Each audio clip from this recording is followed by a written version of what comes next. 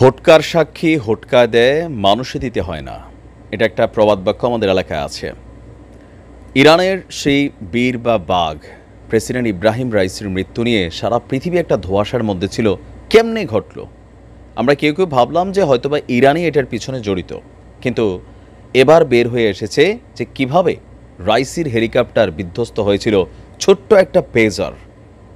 আপনারা পুষ্পা ছবিটা যারা দেখছেন, ওই যে আল্লু অর্জুনের কাছে ছোট্ট একটা এরকম থাকে না, সেটা দিয়ে মেসেজ পাঠাতো, ভয়েস মেসেজ পাঠাতো, পাল্টা রিপ্লাইও শোনা যেত, টেক্সট মেসেজ দেখাও যেত।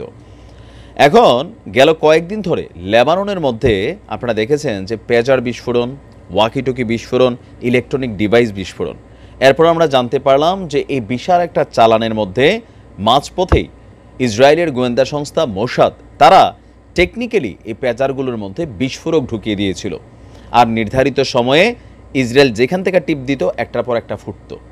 যখন লেবানন ইসরায়েল যুদ্ধ আসন্ন, তখন লেবাননের জনগণের মধ্যে ভয় তৈরি করে দিয়েছে ইসরায়েল যে তোমার ঘরে যে জিনিসটা আছে এটার মধ্যে বিস্ফোরক থাকতে পারে।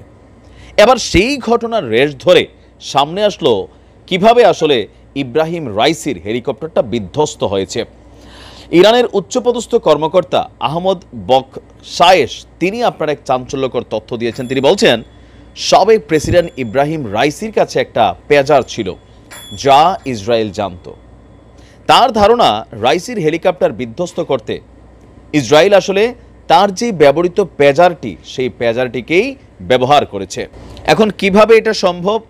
যেহেতু লেবাননের হিজুদের টিমের মধ্যেই আপনার এই জিনিসটা ঢুকাই দিতে পারছে ইসরায়েল বা তাদের গোয়েন্দা সংস্থা মোসাদ, তাহলে ইব্রাহিম রাইসি যে পেজারটি ব্যবহার করছিল সেটার মধ্যে মোসাদ ঢুকাইতে পারবে না।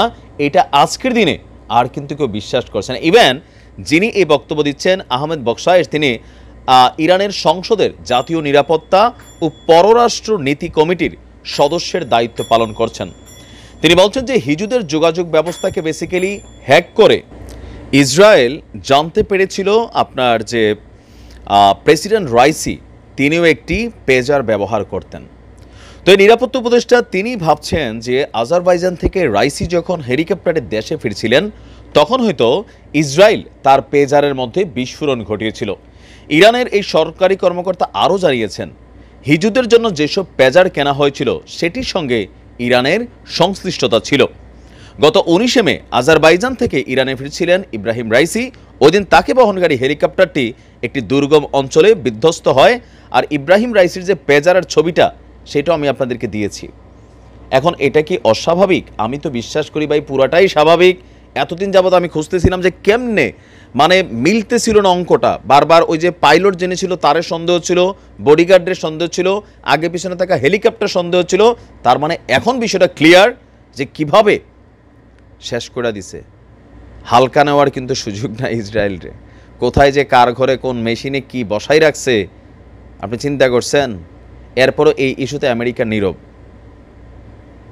আল্লাহ ইব্রাহিম রাইসিকে জান্নাতুল ফেরদাউস দান করুক। আসসালামু আলাইকুম।